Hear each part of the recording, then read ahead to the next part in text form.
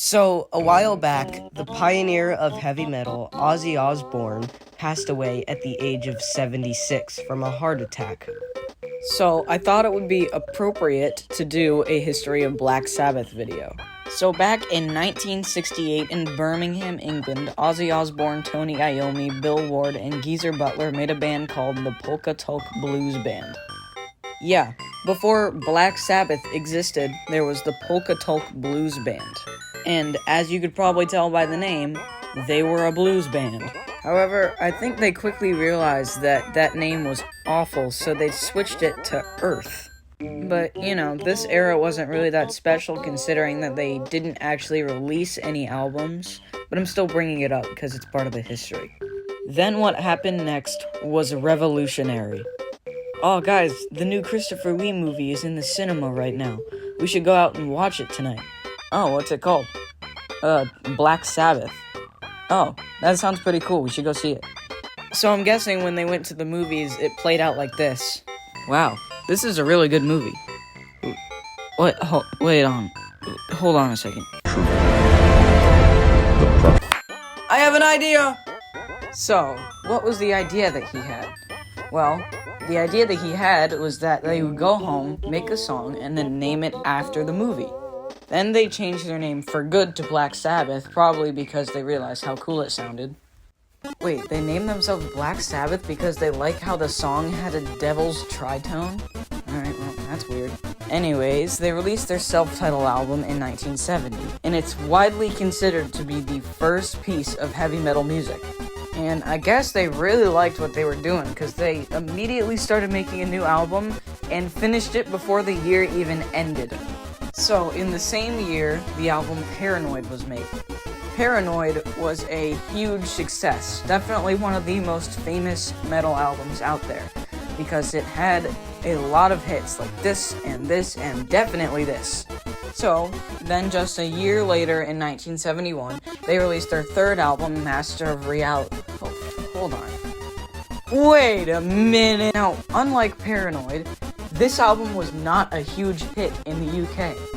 It was a huge hit in the United States. These guys, the next few years, were on a roll.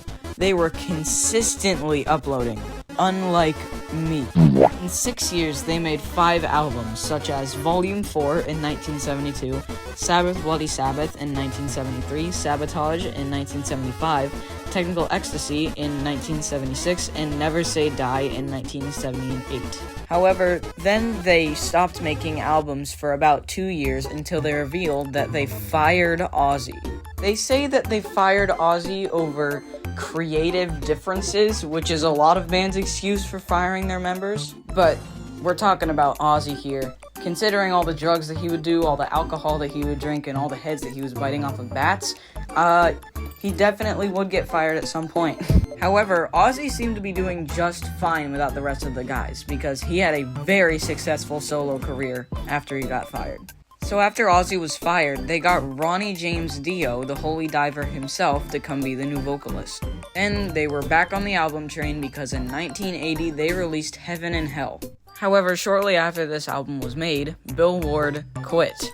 Bill Ward said he quit because he didn't like making music without Ozzy.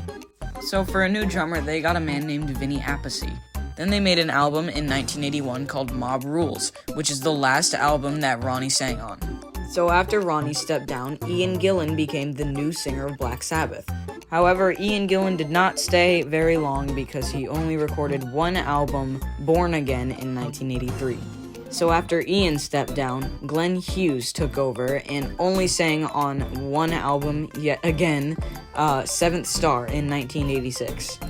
And then he stepped down, and then Tony Martin took over from 1987 to 1991, creating multiple albums in the process. So we finally get a vocalist that is actually doing multiple albums. Jeez, this history is the messiest history I think I've done yet. The albums that Tony sang on were The Eternal Idol, Headless Cross, and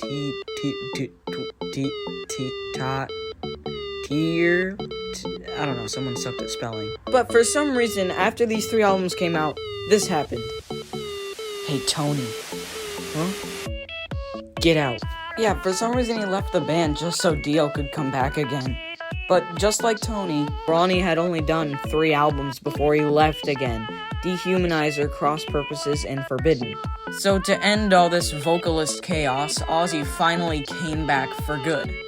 But like 3 years later, he started his solo career, so I don't know what was up with that. So what was the point of him coming back and saying, hey, I'm gonna stay here for good, and then just starting a solo career? So after Ozzy left to do, Ozzy things, the rest of the band actually joined Dio in his band Heaven and Hell.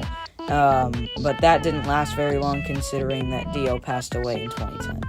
So after Dio died, everybody got back together to form Black Sabbath again and made an album called 13 in 2013, which is their last album to date.